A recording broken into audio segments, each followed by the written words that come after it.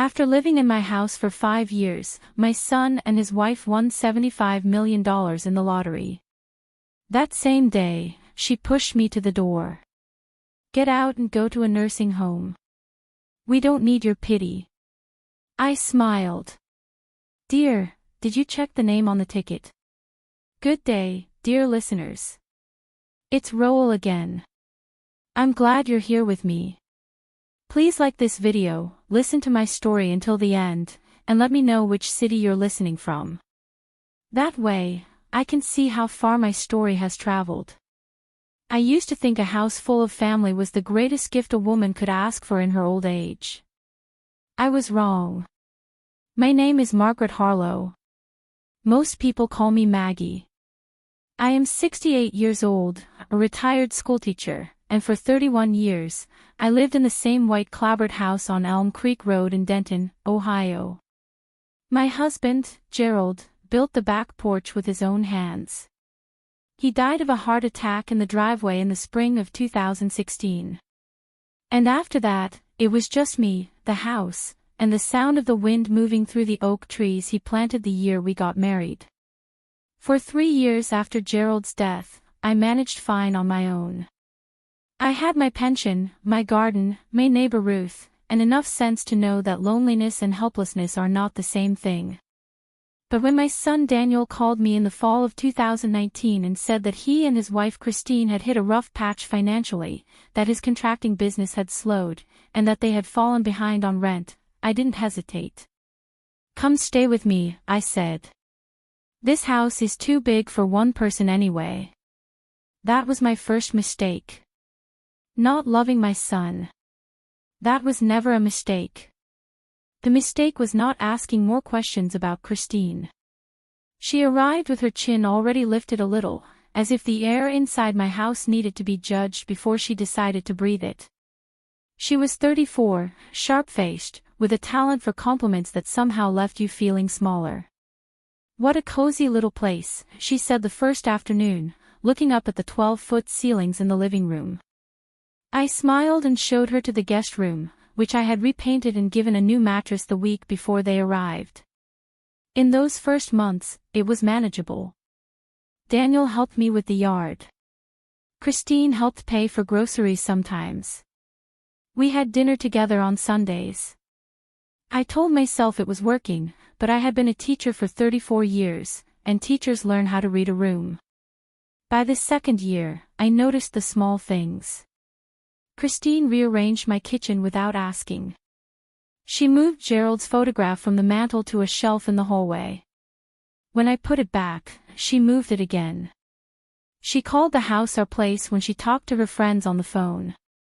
She complained about my television habits, my cooking smells, and the hour I woke up. Daniel said nothing.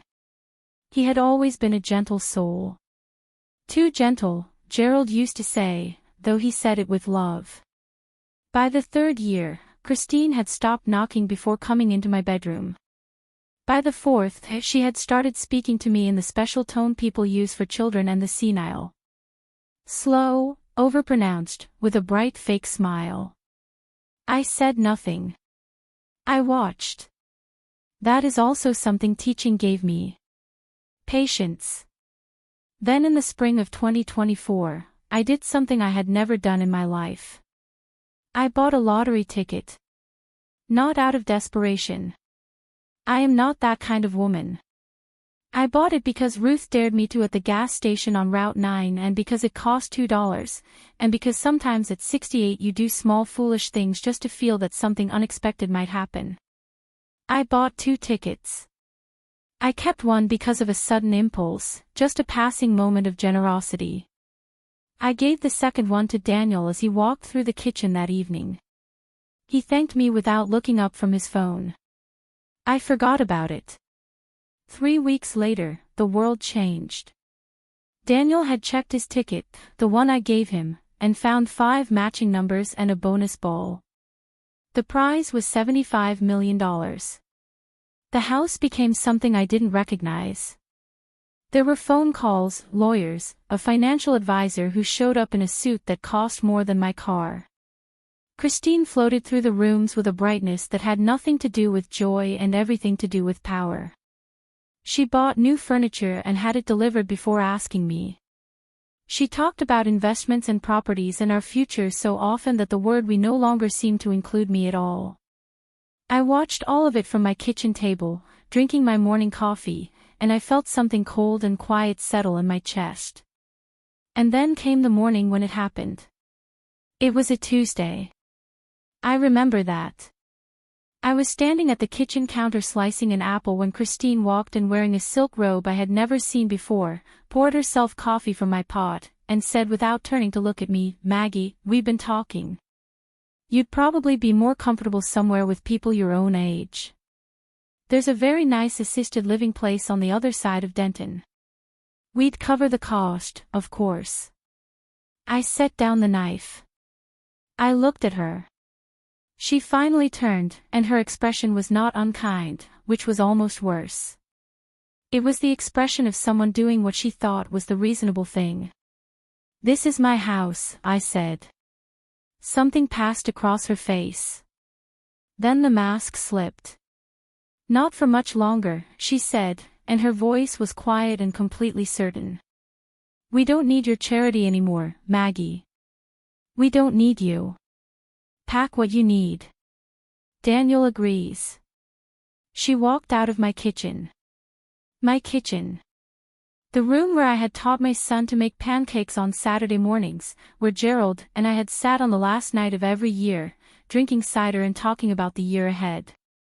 I stood there for a long moment. Then I smiled.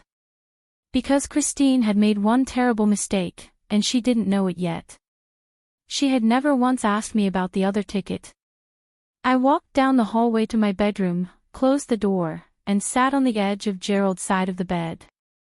That is where I always went when I needed to think clearly, his side. The pillow had lost his smell years ago, but the habit remained, and sometimes habit is all that holds you together. I sat there for a long time.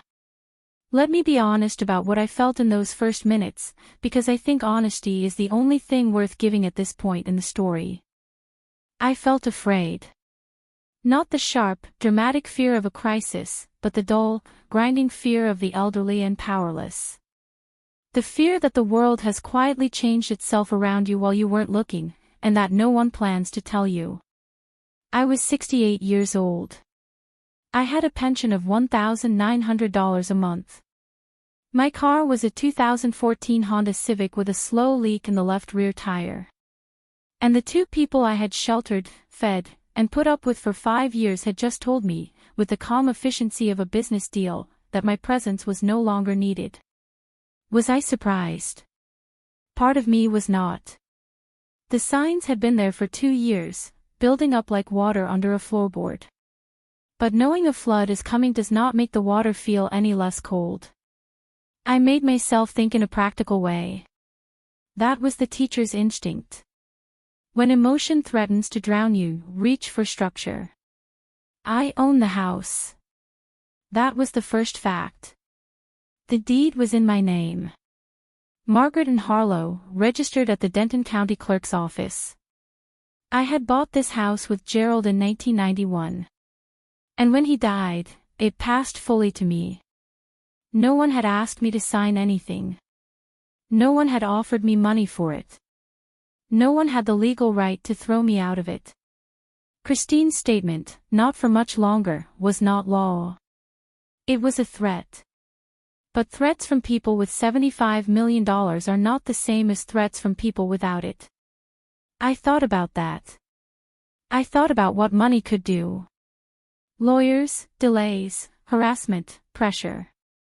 I had read enough news to know that wealth changed the shape of any dispute. They could make my life miserable even without any legal ground. They could question my mental fitness. They could claim I was no longer able to care for the property. They could simply make living there so unpleasant that I chose to leave on my own. Had Christine already thought of that? Probably. She was not a stupid woman.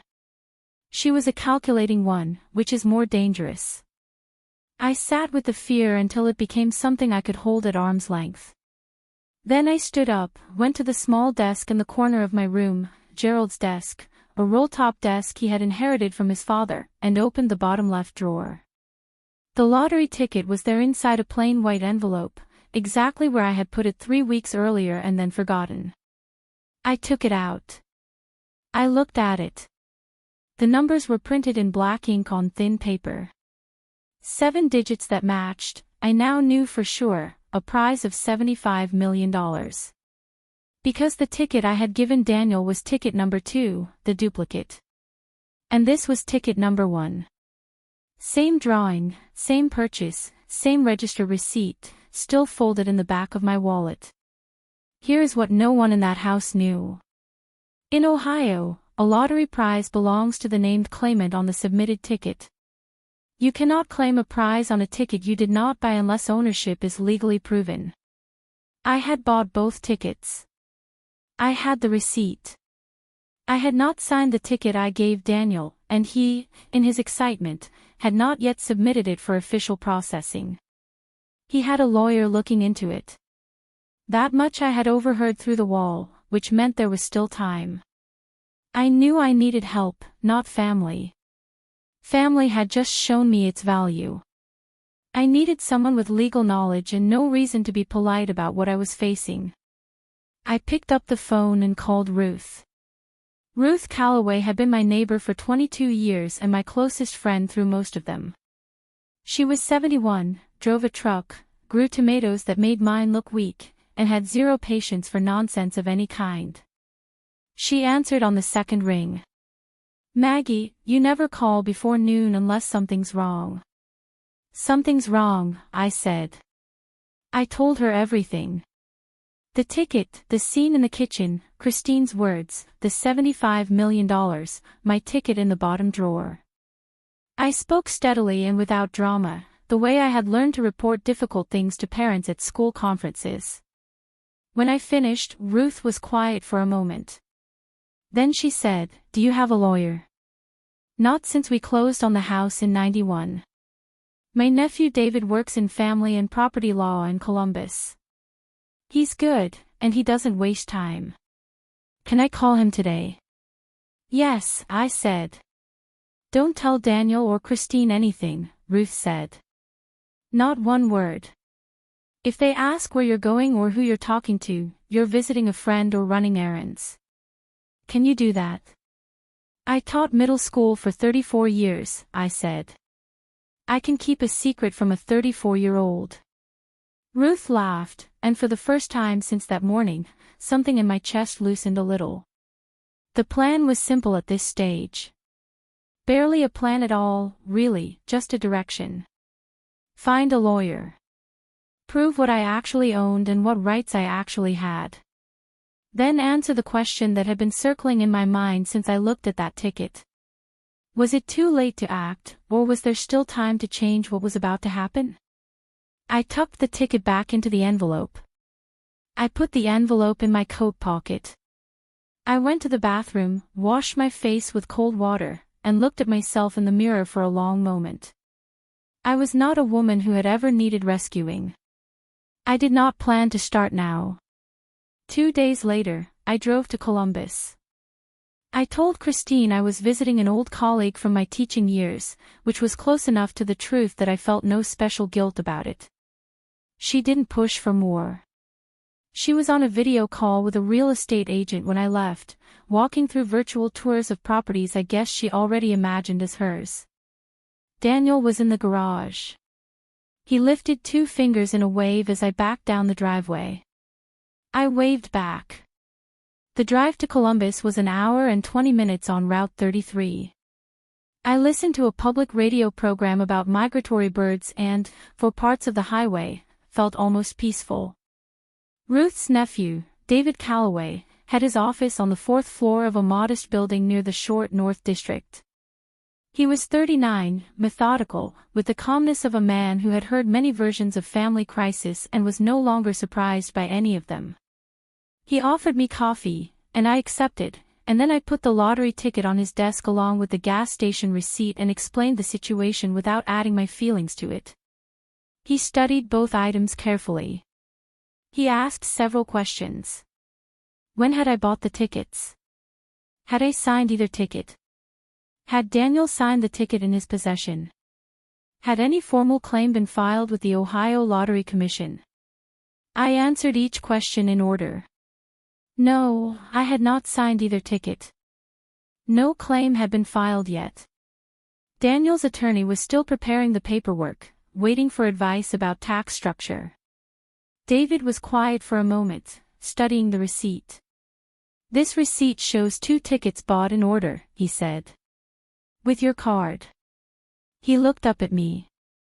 You could establish purchase provenance.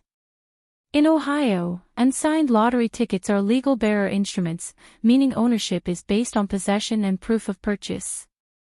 But you gave 1 ticket voluntarily to your son. That makes things more complicated. Does it erase my claim? I asked. Not necessarily. You gave him a ticket as a gift.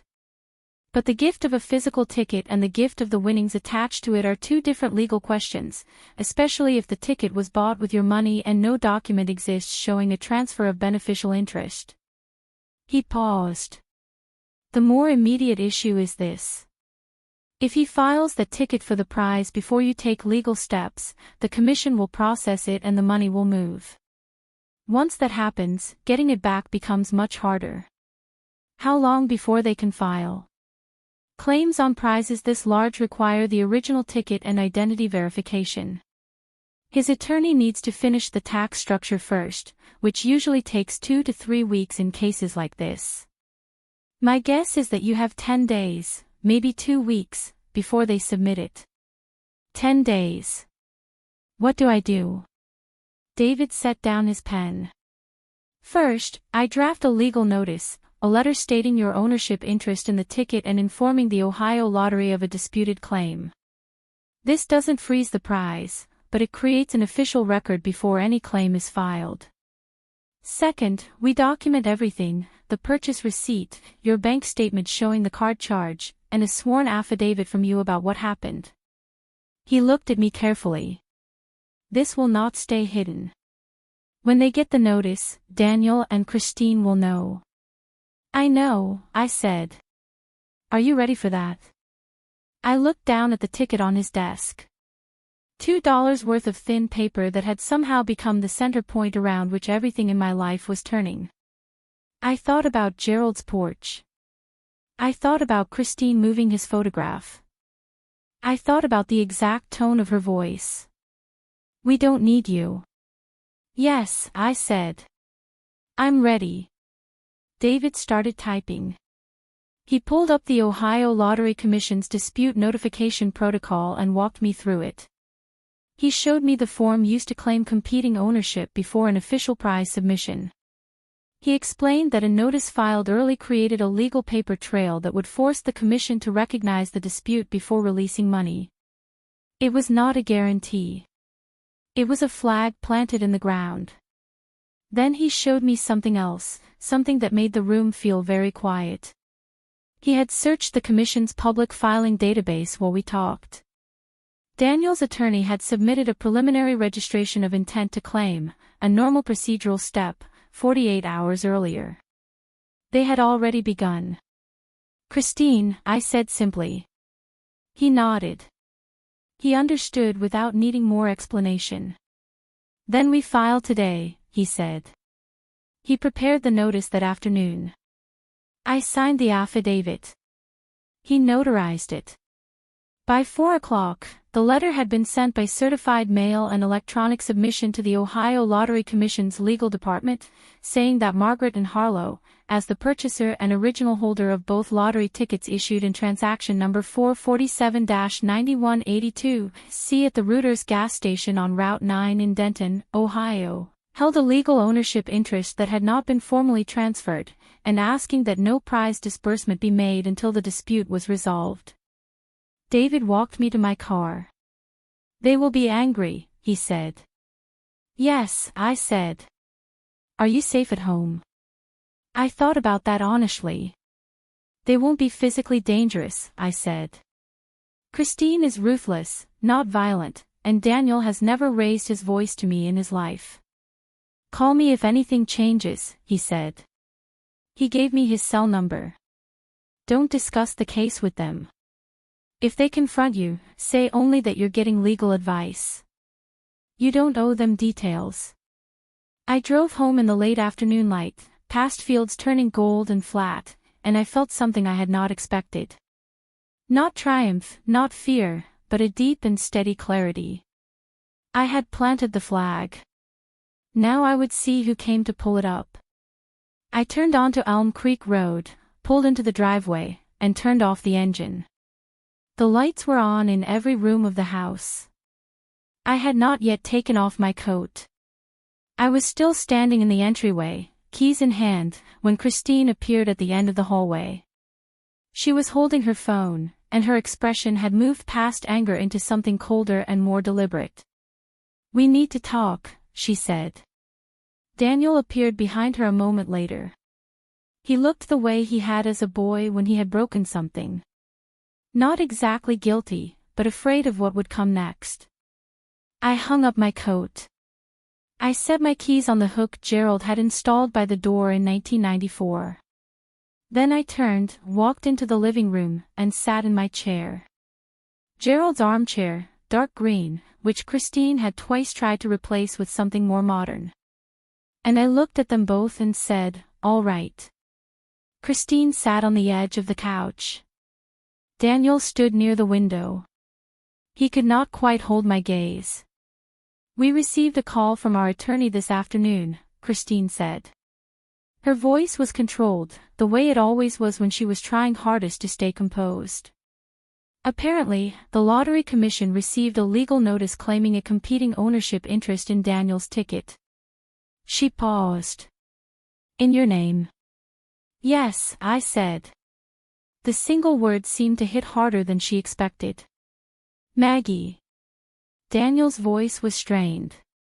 What are you doing? That was a gift. You gave me that ticket. I gave you a piece of paper, I said. I didn't sign an agreement. I didn't file a transfer of ownership. I have the purchase receipt with my card number, and both tickets were bought in the same transaction. That is not how gifts work. Christine said that is exactly how bearer instruments work under Ohio law, I said. David had given me those words exactly. I had practiced them in the car. Christine's jaw tightened. This is a legal trick. You're trying to steal money that belongs to us. I looked at her. You told me 2 days ago to pack my things and leave my own house, I said. You said you don't need my charity, so I decided to take your advice and stop being charitable. Silence. Then Christine leaned forward. Her voice dropped into a tone I had never heard from her before. Not quite a threat, but shaped like one. Maggie, you have no idea what you're starting. We have resources now. We can keep this tied up in court for years. We can file a counterclaim. We can question your mental competency. At your age, a judge might be very interested in whether you're capable of making sound legal decisions. She let that hang in the air. Or we can make this go away quietly right now. You drop the notice. We give you a generous allowance, and you stay in the house as long as you want.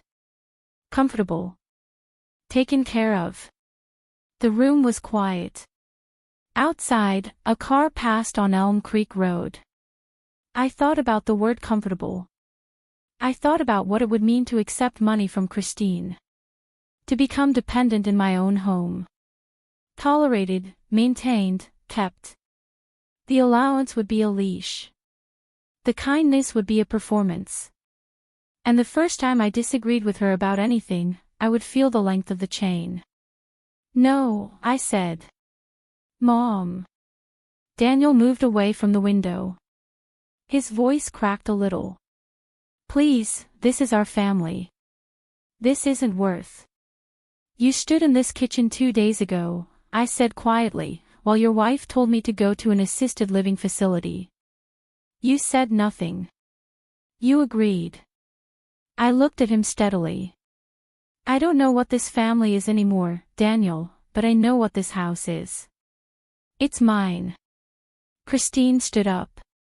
For a moment, I thought she might actually say something honest, might drop the careful structure and speak plainly, but instead she straightened her shoulders and said, "You'll regret this," and walked out of the room.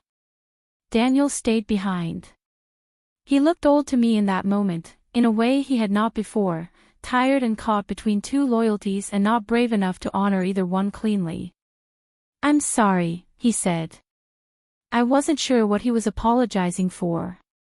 "Good night, Daniel," I said. He went upstairs. I sat in Gerald's chair for a long time after that, not moving. The threat about mental competency had been meant to scare me, and it had, a little. That was the cruelest kind of threat, the kind that uses your own weak places against you. I was 68. I lived alone in my routines. I was eccentric in the way of people who no longer change themselves for company. A clever attorney with the right wording could plant doubt. But doubt is not evidence. And I had a receipt, a bank statement, a notarized affidavit, and David Calloway. Over the next 3 days, I let myself rest. I slept. I read. I sat on Gerald's porch in the October cold with a blanket and a thermos of coffee and watched the oak trees lose their leaves. I did not engage with Daniel or Christine beyond the simple politeness of shared space. I texted David each morning with any new developments. There were none. On the third day, I felt the fear pull back far enough that I could see past it. I was not comfortable. I was not safe in the easy sense of the word, but I was clear. And clear, I had learned a long time ago, was enough to work with. On the fourth morning after the confrontation, Christine came downstairs and made me breakfast. That was how I knew the strategy had changed. She set a plate of scrambled eggs and toast in front of me without a word, poured coffee for both of us, and sat down across from me with a small, careful smile. The silk robe was gone. She was wearing something ordinary, a gray cardigan I had seen before, and her hair was pulled back simply. She had, I realized, studied how to look less threatening. "I want to apologize," she said. "For the other night. I was cruel, and I shouldn't have been." I looked at the eggs. They were well made, properly seasoned, not overcooked. Christine was, among other things, a capable cook when she chose to be. "Thank you for breakfast," I said. "Maggie," she folded her hands on the table. "I know we've been difficult to live with. I know I haven't always been kind, but we're family, and I've been thinking, what if we started over? Really started over?" She paused with the exact timing of someone who had practiced the pause. "The money changes everything. We could buy a beautiful house for you wherever you want. The beach, if you like. Florida. Somewhere warm, fully paid, in your name. No strings." I drank my coffee. "And the legal matter?" I asked. "If we can settle this between ourselves, keep lawyers out of it, I think everyone walks away better." What she meant was that I would walk away with a house in Florida, and she would walk away with $75 million. I looked at her across my kitchen table, in my kitchen, in my house, in the chair where Gerald used to read the morning paper, and I felt something very calm settle over me. The way the temperature drops just before a storm clears. "I'll think about it," I said. That was all I said. I finished my breakfast, thanked her again, and went to get dressed. Because here is the thing about that offer. A house in Florida, fully paid and in my name, actually had real value. It was not nothing.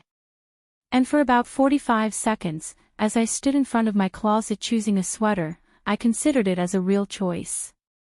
The honesty of that 45 seconds feels important to admit. I am not someone who pretends to be above temptation. But then I thought about what I would be accepting. Not just a house. I would be accepting the idea that my home, my history, and Gerald's porch were worth less than the inconvenience I was causing Christine. I would be accepting that $75 million bought the right to rewrite what belonged to whom.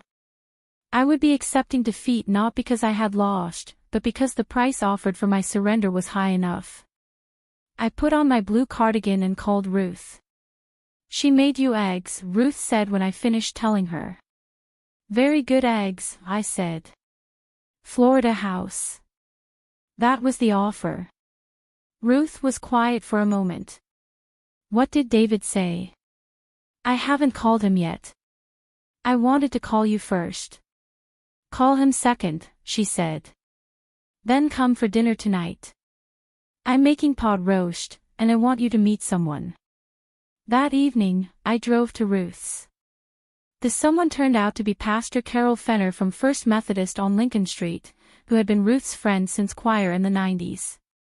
She was 65, recently retired from her congregation's official duties, but still very present in the community, and she had, Ruth told me over pot roast, counseled more families through inheritance fights than most people would believe. People lose themselves over money, Pastor Carol said, cutting her bread with quiet skill.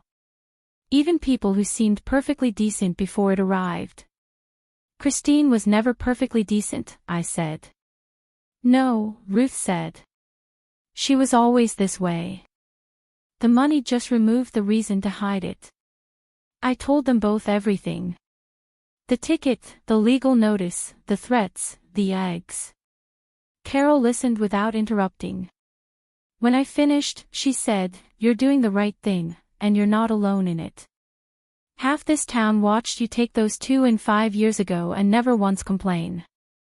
That surprised me. People noticed, Maggie, Ruth said. We see what we see. I drove home that night feeling something I had not felt in weeks. Accompanied. Not rescued, not advised, simply seen. There were people who knew what had happened in that house and who would be willing to say so in whatever way saying it became necessary. Christine was in the living room when I got back, watching television with Daniel. She looked up when I came in. "Did you think about our conversation?" she asked. "I did," I said pleasantly. "Good night." I went to my room and called David. "Stay the course," he said when I told him about the offer. An informal settlement now, without documentation, helps them completely. If they're offering, it means they're worried about what a formal process will look like. He paused. "Has she pushed harder in any other way?" "Not yet," I said. "She will," he said. "When the soft approach fails, they'll go harder. Be ready." I said goodnight and put the phone on the charger. Outside my window, the oak trees Gerald planted were bare now against the October sky. I sat with that view for a long time, the way you sit with something that has always been there and that you have not always understood the full value of. Then I set my alarm and went to sleep.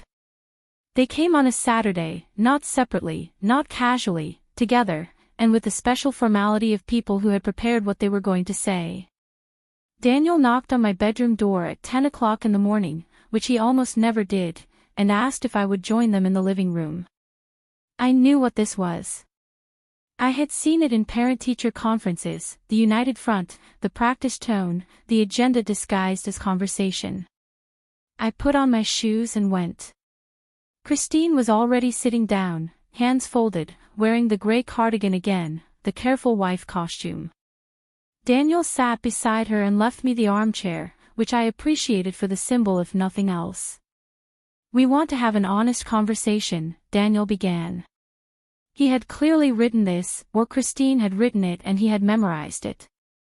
"No lawyers, no letters, just family." "All right," I said. "Mom." His voice was softer than I had heard it in years. For a moment, he sounded like himself, like the boy who used to bring me dandelions from the backyard because he thought they were beautiful. "I know things have been hard between all of us. And I know I should have spoken up more. I should have been more." He stopped. His jaw tightened. I'm sorry I didn't protect you better. It was well done. I felt the pull of it, the old attachment, the love a mother has that does not ask to be earned and does not disappear neatly even when it should. I felt it, and I let myself feel it, and I did not let it move me. Thank you, I said. Christine leaned forward. Maggie, we're not your enemies. We've been living together for 5 years. We've had hard moments, both of us, but at the end of the day, we're all we have. You're a widow. We're your family. She let that sit in the air. If this goes to formal dispute proceedings, it will be public. It will be ugly. The Lottery Commission will have investigators asking questions. Neighbors will talk. Is that really how you want the next chapter of your life to look? Fighting your own son in court. And there it was, not the Florida house this time, but the social threat. She was right that it would be public. She was right that it would be difficult and painful and that people would talk. She was betting that the thought of community judgment would scare me more than losing. It was, I thought, her best argument. I gave it that much. You said I had no family but you, I said slowly, looking at Christine. You said the town would talk. But you also told me very recently that I should leave this house and go somewhere with people my own age. You told me you didn't need me. I paused. Which is it? Am I important family, or am I the elderly charity case you've outgrown? Christine's calm slipped. Not dramatically, only a little. The way a carefully arranged surface shifts when something underneath it moves. That's not fair, Daniel said. Isn't it? I looked at him. Daniel, did you or did you not stand in the kitchen and agree with your wife when she told me to leave? He didn't answer. I'm not angry with you, I said. And I meant it. I'm truly not. But I want you to understand why I'm doing this. It's not about the money. It's about the fact that I apparently needed to have money for my right to live in my own home to be taken seriously. My voice stayed even. That's the honest conversation, if we're really having one. The room was very quiet. Then Christine stood up. The careful wife costume was gone. Her voice, when she spoke, was clipped and sharp. You are making a very serious mistake. David Calloway is a small-town attorney handling a case that is going to involve teams of people with far more resources. They will document every eccentricity, every lapse, every... She stopped herself. We are trying to give you a dignified way out. After Saturday, that offer is gone. Thank you for letting me know, I said. She walked out. Her footsteps on the stairs were fast and hard. Daniel stood. He looked at me with something that might have been admiration and might have been grief and might have been both. She won't stop, he said quietly. I want you to know that when Christine decides something, she doesn't stop. Neither do I said. He left. I sat alone in the living room for a while after that. My hands, I noticed, were not completely steady. Let me be honest about that, too. I was frightened. The mention of documenting eccentricities and lapses had gone exactly where it was meant to go. I was 68. I forgot where I put things. I talked to Gerald's photograph sometimes, quietly, just to hear myself say his name. Any of those things, framed the right way, could be made to look like something they were not. I breathed. I stayed with the fear. And here is what I found underneath it. The same thing I had found at 63 when I was first told I had the arrhythmia that turned out to be manageable. And at 44 when Daniel was in the accident that turned out not to be serious. And at 57 when Gerald collapsed in the driveway. I found the place inside myself that had always kept going, that had always put one foot after the other, no matter whether the ground ahead was certain. That place was still there. I took out my phone and texted David. They offered a deadline. Saturday. He replied within 10 minutes. Good. Means they're afraid of the commission timeline. Stay the course. I'll call you tomorrow. I put the phone down. I looked at Gerald's photograph on the mantel. I had moved it back a third time, and Christine had not moved it again. He looked, as he always did in that photograph, calm and a little amused, as if he knew something you had not quite figured out yet. I know, I said to the photograph. I'm working on it. The Ohio Lottery Commission's dispute mediation meeting was set for a Thursday, 3 weeks after David filed our notice. It was not a courtroom. It was a conference room on the 7th floor of a state office building in Columbus. Beige walls, fluorescent lights, a long table with plastic water bottles, and a mediator named Gregory Sims who wore bifocals and spoke with the measured care of a man who had seen many families reduced to their worst selves across tables just like this one. Daniel and Christine arrived with 2 attorneys. I arrived with David. Christine was dressed formally in a charcoal blazer, and she sat with the posture of someone who had already decided how this would end.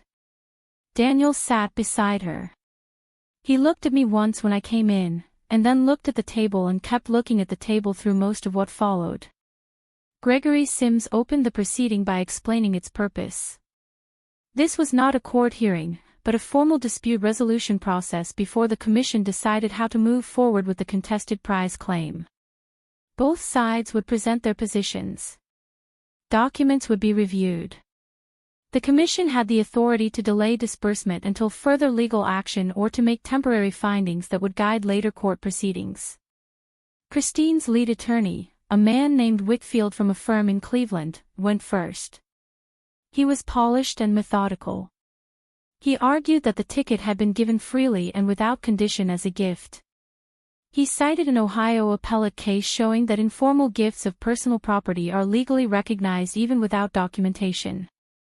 He argued that my legal notice was an attempt to take back a completed gift because of a family conflict, not a real ownership claim. He used the phrase opportunistic interference twice. He was good at his job. Then David spoke. He was not as polished as Whitfield. He did not try to be. He placed 3 documents on the table, the gas station receipt showing 1 card transaction for 2 tickets, my bank statement confirming the charge to my account, and a printed summary of Ohio Lottery Commission Regulation 3770:1-9-8, which says that prize entitlement for bearer instrument tickets requires documented proof of purchase when there is no earlier signed transfer. Mrs. Harlow purchased both tickets, David said, with her card in a single transaction. There is no signed document transferring ownership of the winning ticket to Daniel Harlow. There is no witness transfer. There is no record made at the time of any kind showing that the beneficial interest in the winnings passed from purchaser to recipient. He paused. Mr. Harlow received a piece of paper. That piece of paper has not been legally established as a gift of its attached financial rights.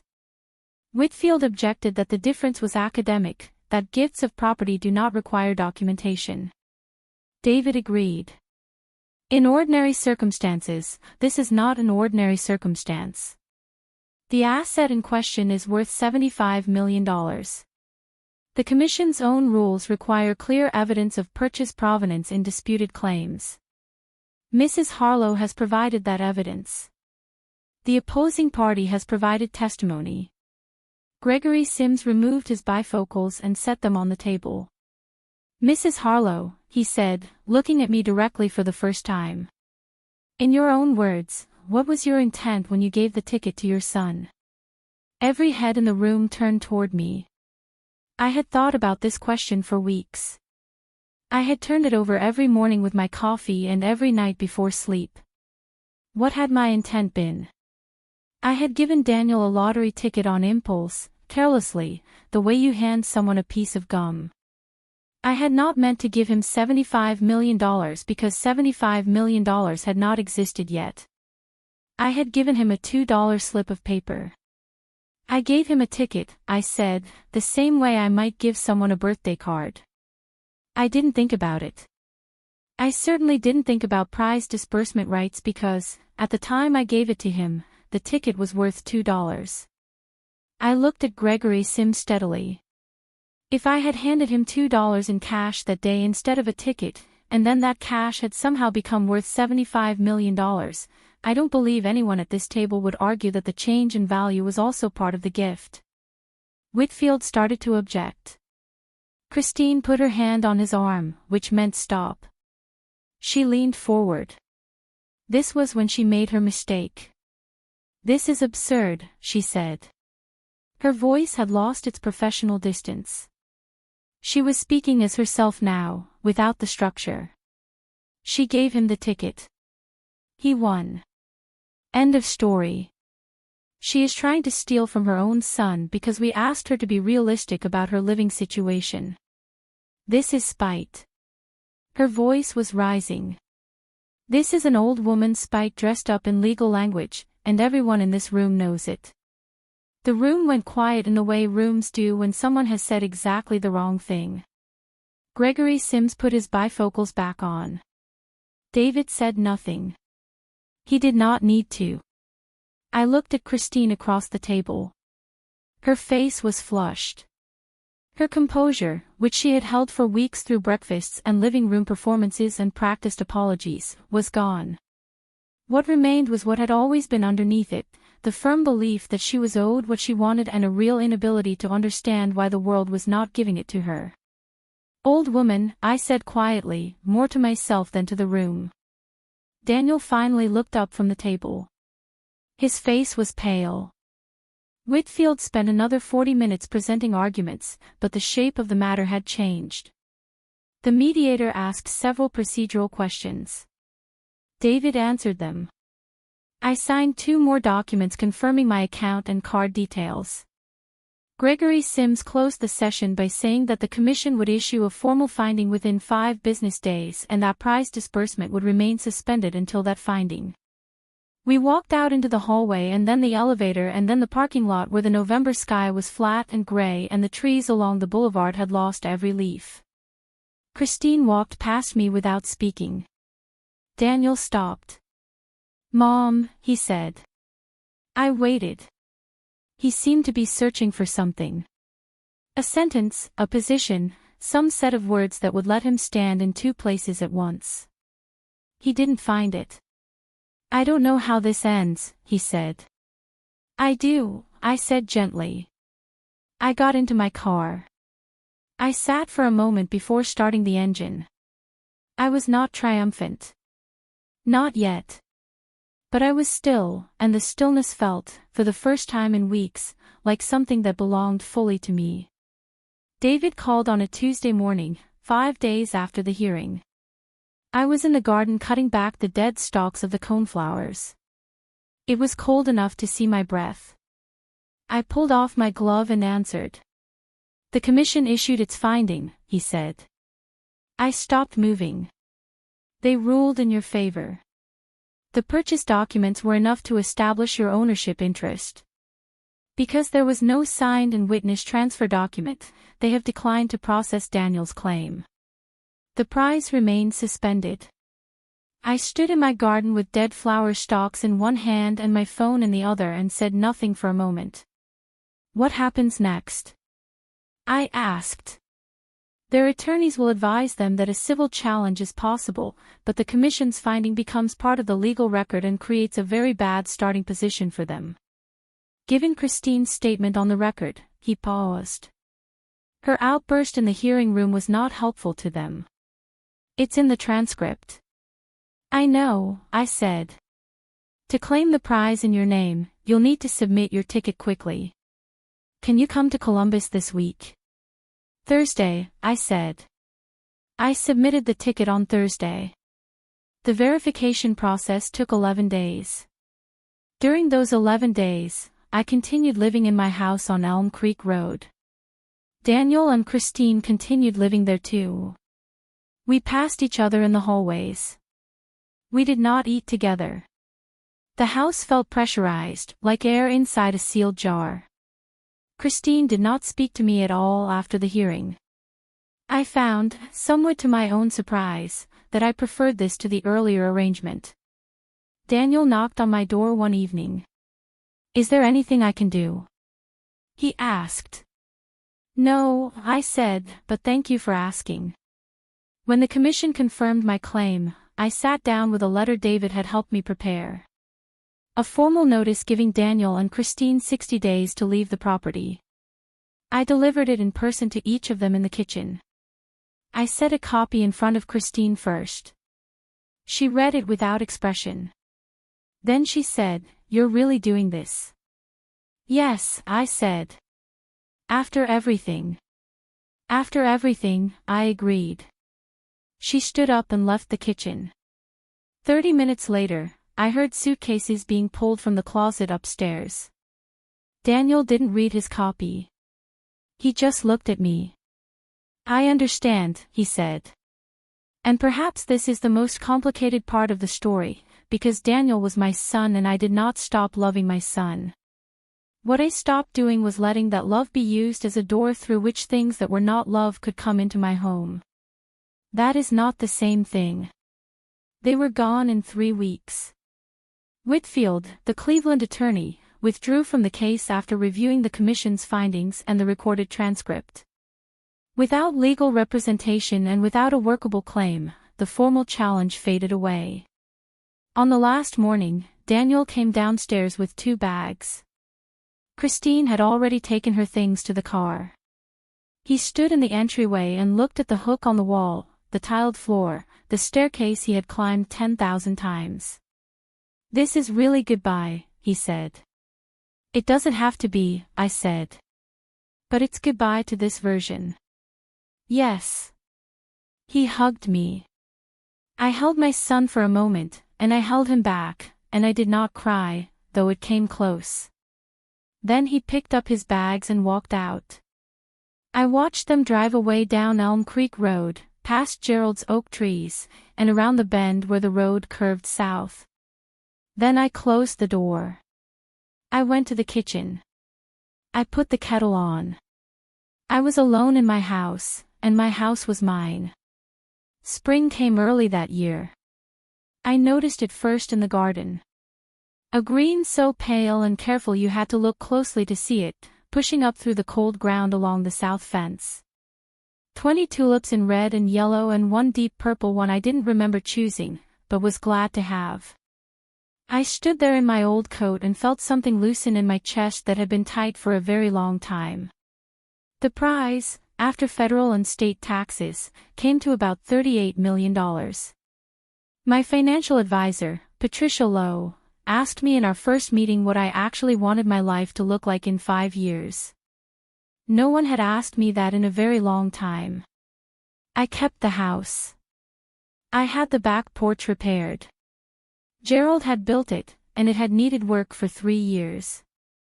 When the carpenter was finished, I sat out there with coffee and read for 2 hours and felt something very close to complete. I started a scholarship fund through the Denton School District. 3 yearly scholarships for graduating seniors going into education. I named it for Gerald. The superintendent cried when I told him. I traveled. Ruth came with me to Portugal in May.